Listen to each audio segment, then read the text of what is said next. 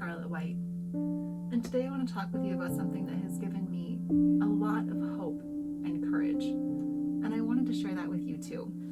I'm going to turn to my Bible and turn to Jeremiah chapter 29, verse 11. Now, if you're like me, this is one of my favorites, and you can almost recite it by heart. So, if you can, that's great. Verse 11. For I know the thoughts that I think toward you, says the Lord, thoughts of peace and not of evil, to give you a future and hope. I have loved this verse, and it has carried me through some really tough times. Well, for those of you that don't know me, I am a seminary scholar with Andrews University, and I take classes online. So throughout this pandemic, the transition between traditional schooling and online schooling hasn't been much of a transition for me, since my classes have continued as normal. What is new for me is homeschooling. I have two kids, ages 12 and 8, and I am now stepping in and helping as teacher for them, in addition to trying to get my own schoolwork done. So, as I've been taking my classes online through Andrews, one thing I've been blessed to be able to study is the Hebrew language. And while it's not easy to learn a new language, it has given me a lot of insight into my biblical studies when I've been able to read these things. And so I want to point out two things that I've learned just by analyzing this text for us today. And the first one is when it uses the word peace. Now, I'm looking at the King James Version. You might have a different reading from a version that you prefer, but I want to talk about what the Hebrew word for peace is here. In Hebrew, they use the word shalom. Now, because Hebrew doesn't have a direct English translation, in Hebrew, that word actually has three English meanings. Shalom, in English, can mean peace, health, or completeness. And I find those three meanings are a much richer, complete thought for what God is actually intending for us here. For I know the thoughts that I think toward you, declares the Lord. Thoughts of peace, thoughts of completeness, thoughts of health, and not of evil. Isn't that beautiful? It combines a complete and total picture of health. I mean, mental, physical, spiritual, no anxiety. It communicates so much more than just peace. It's the mental, physical connection, and I just think that's so stunning. And I love that that's in here, and not of evil, to give you a future. We're going to come back to that word, and hope.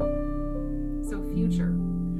In the Hebrew language, they use the word akait, which means ladder or end.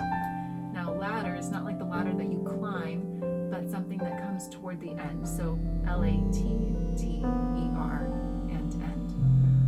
And as I stopped to think about what that could mean, I realized that it's more than just the future. You know, we tend to think of future as being the here and now on earth, but this actually means the future life in heaven. And I don't know about you, but that just thrilled me to my very soul. Because we know that life on earth won't always be easy. And so this new understanding that this means to a promise of heaven, to me, it brings more unity to the Bible than I had before. And I really love it, because now I'm beginning to get a bigger picture and a bigger idea of who God is. On this life, right now, He wants me to be healthy, mentally and physically complete. Isn't that wonderful? I just love that. Now, we're going through some tough times right now, aren't we? With everything going on with the pandemic and the amount of fear that has caused. My heart has really gone out to my friends, my neighbors, those that are dealing with sickness or loss of work, and I find myself also in the loss of work category due to the virus. But my heart goes out to those that are just feeling more anxiety and fear than normal. And so one of the goals that I had with this quick little video is to give you some insights that will help strengthen your spiritual life and also your daily life. So I came up with a few things that I've been doing. And to a large extent, I'm not stressed by the coronavirus. I know that it's something that we're going through right now and that it's affecting a lot of people, and I definitely pray for, well, the world, and I have been praying for the world. But I know some of my really dear friends are. And so here are some ideas that I have for you if you find yourself facing anxiety or fear, or asking yourself, what now? What now? And the first thing I want to suggest is this may be here for a while. I know here in the state that I'm in, our stay-at-home orders and the schooling at home orders have been extended through the end of the school year. So the way life is right now is my new normal. So that would be the first thing to realize, is that this is not going to disappear quickly. We're in this for a while, and while there are some disadvantages to that, there are also some advantages. So take some time and contemplate, what do you want this new normal to be like? For me, I've actually enjoyed this new normal.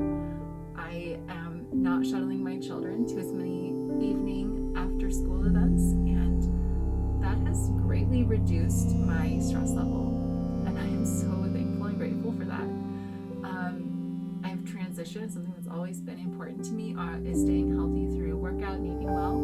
I'm able to cook more at home because I have more time, and I love that, and I'm trying new recipes that I wouldn't have tried otherwise. I've also transitioned to working out from home, and I found a really great YouTube channel called Fitness Blender. I suggest you check them out. But I'm trying to think about and being intentional about what I want my new normal to look like. And it's fair. It's kind of, if you look at it, it's kind of exciting to think about what that new normal is like for you. So that's step number one. Think about what you want normal to look like for you now. Step number two.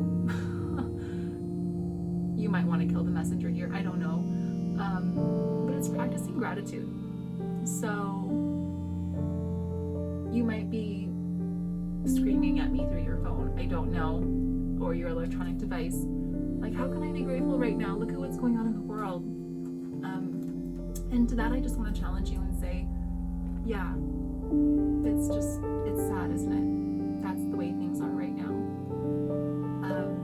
But there are things that you have that you can be grateful for. Unfortunately, I've lived through a really difficult couple of years, and those taught me a lot. One thing that I did to grow out of the situation I found myself in was to practice some very intentional and very difficult gratitude. At a point when I felt like I had absolutely nothing else, I said, God, there has to be something I'm grateful for. And I had to stretch, and I had to reach, and I came up with, okay, I'm glad for my children, and I'm glad to have a roof over my head. I'm thankful for the gift of life. That when I wake up in the morning, I can take a deep breath and stretch out, and I became very thankful for the ability to see, the ability to speak, the ability to smell, the ability to walk. You know, some of these things that I took for granted before. I was entitled to them because I was alive, right? A lot of people have those, but I began noticing people that were in wheelchairs and weren't able to walk. People that couldn't speak because they were deaf. People that couldn't see. And so I became very grateful for those things. And so no matter what your situation is, if you're like me and you've lost work, or I don't know, whatever you're going through, maybe you're sick, try and find the things that you can hold on to and that you can cling to. I think that will be very encouraging So step number 1 is to define your new normal. So step number 2 is to practice gratitude. And then the third and final step, and this may seem like a no-brainer, no pushing buttons here, I hope, maybe I'm wrong, is to limit your media exposure. You know, I'm not saying to cut it out entirely. It's important to stay informed on current events and what's going on right now, but limit your media exposure. Go in and check stats, but set a timer, because it's really easy to get sucked into the media through, you know, the news sources, Facebook, whatever, and to just spend lots of time there. But I'm guessing that you don't want to spend all of your time there. So set a timer, be realistic, like how long do you want to spend, and then don't let yourself go past that. So I hope that you've enjoyed this quick, devotional tip and life tips. I really do want to be an encouragement and a blessing, because I know I have seriously been through some really hard times, and that has taught me a great deal of grit and determination to overcoming. And I know that you're strong. I know that you can overcome this too, but it will be intentional. So if you enjoyed this, go ahead and like this and post in the comments below something that you would like me to talk about in the future.